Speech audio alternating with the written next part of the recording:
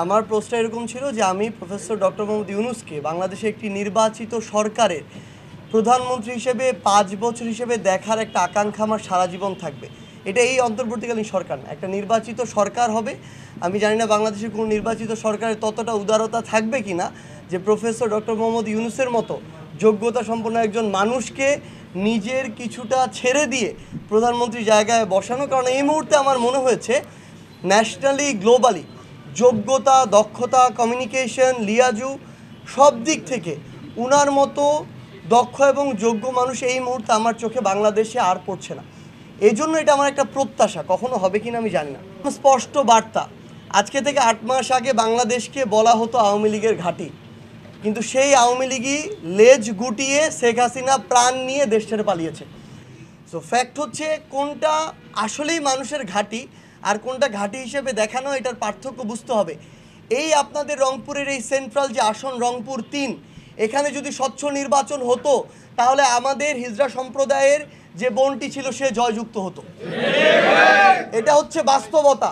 তো ফ্যাক্ট হচ্ছে এখানে সেই স্পেসটা দেয়া হয় নাই, ভোট চুরি হয়েছে, দালালি হয়েছে, মনোনয়ন কেনা হয়েছে, ভিতরে ভিতরে নেগোসিয়েশন হয়েছে।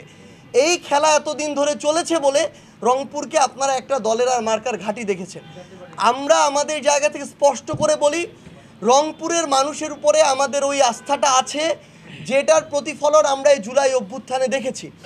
আমরা বিশ্বাস করি রংপুরের এই মানুষ, তারা তাদের ওই যে ভয়ের যে গণ্ডি সেটিকে, সেই বাঁধন তারা ছিঁড়েছে। তারা আগামী যে নির্বাচনটি হবে সেই নির্বাচনে আসলেই দেখাবে যে তারা রংপুরের তাদের জন্য সবচেয়ে যোগ্য, গ্রহণযোগ্য মানুষটিকে তাদের প্রতিনিধিত্ব করতে সংসদে পাঠাবে, সেটা কোনো মার্কা বা দল দেখে নয়, যোগ্য মানুষ দেখে।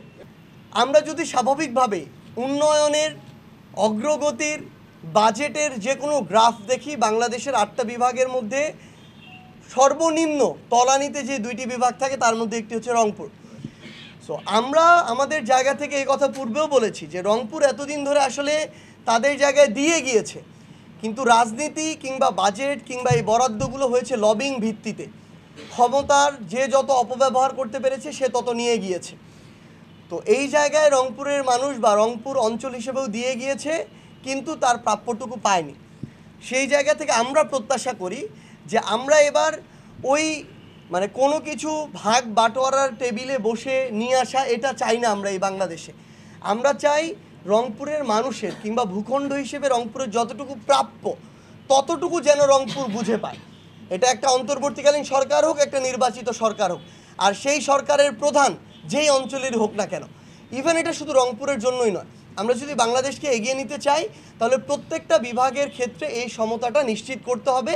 এটাই আগামী বাংলাদেশের যে তরুণ প্রজন্ম কিংবা বাংলাদেশের সবচেয়ে গুরুত্বপূর্ণ ডিমান্ড।